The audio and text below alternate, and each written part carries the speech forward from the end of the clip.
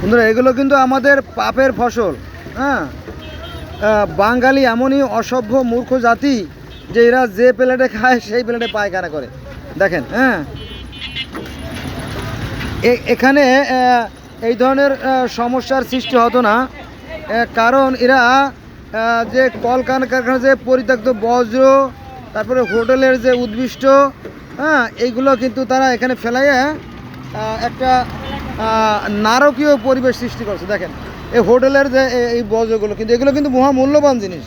এখানে যে ভাতগুলো আছে, এই ভাতগুলো সংরক্ষণ করে কিন্তু আমরা হাঁস মুরগি পালতে পারতাম এবং পলিথিনগুলো দিয়ে আমরা আবার কারখানা পাঠাতে পারতাম, কিন্তু ওরা একসাথে মিক্স করে এমন একটা মানে মণ্ড তৈরি করেছে যেটা খুব বাজে এবং নষ্ট হয়ে গেছে। হ্যাঁ, এটার আমাদের পূর্ব পরিকল্পনার অভাব ছিল আর কি, কিন্তু কে শুনবে তার কথা বলেন? দেখেন, এখান থেকে চলার মতো কোনো পরিবেশ নাই। ওই যে একজনের গামছা পড়ছে, ওই যে ওই দেখেন, ওই যে গামছা।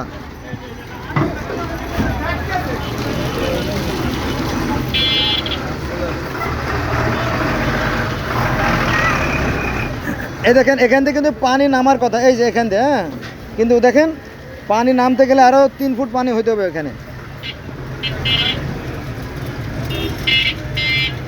এত বড় অসভ্য জাত পৃথিবীর দ্বিতীয় কোথাও নাই। আমার মনে হয় ওই যে আপনার ডারউইনের যে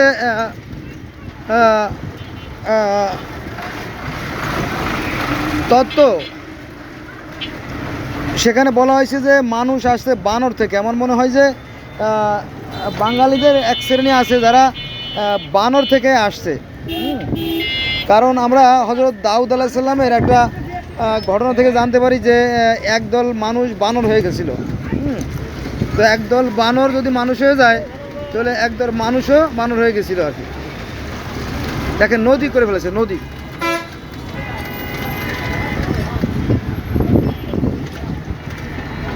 আমরা অলরেডি একেবারে নদীর মধ্যে পানি, দেখেন টোটালি পানি। এটা সেই বিখ্যাত বাংলাদেশের সর্ববৃহৎ এবং সর্ববৃহৎ যে পণ্যের সমারোহ, সেটা হচ্ছে চক বাজার। এটা আমরা সেই চক বাজারে আসছি, দেখেন কতটা নির্মম।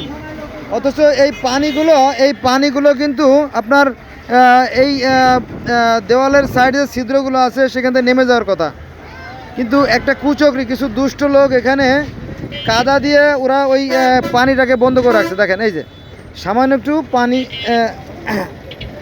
লাইনটা ময়লা দিয়ে বন্ধ করার ফলে এখান থেকে আর দেখেন, এই যে এখান থেকে আপনার পানি নামতে পারতেছে না।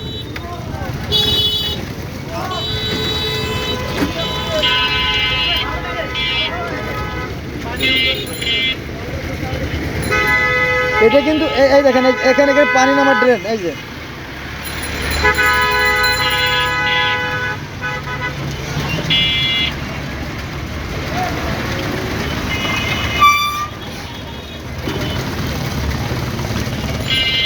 দেখেন, এই যে পুরসাপ করতেছে, এই যে পুরসাপ করে না, এই পানিগুলো আসলে বিষাক্ত। এই পানিগুলো বিষাক্ত কারণ এটা হচ্ছে কলকারখানার পরিত্যক্ত বজ্র, কলকারখানার পরিত্যক্ত বজ্র, হাসপাতালের বর্জ্য, এগুলোর মধ্যে আপনার জীবাণুর অভাব নাই।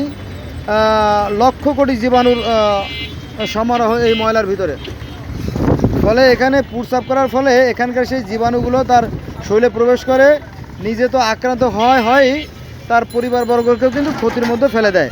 হ্যাঁ, এটা প্রমাণিত সত্য, কারণ আমি দীর্ঘ 20 বছর মেরিট স্টাফসে কাজ করছি। এই প্রজনন স্বাস্থ্য নিয়ে, অর্থাৎ যৌন বিষয় নিয়ে আমি যথেষ্ট ভালো জানি। কিন্তু এই নির্বোধ জাতিরে বুঝাবে কে? এদের অধিকাংশের মাথা পাড়া শুধু গোবর আর গোবর।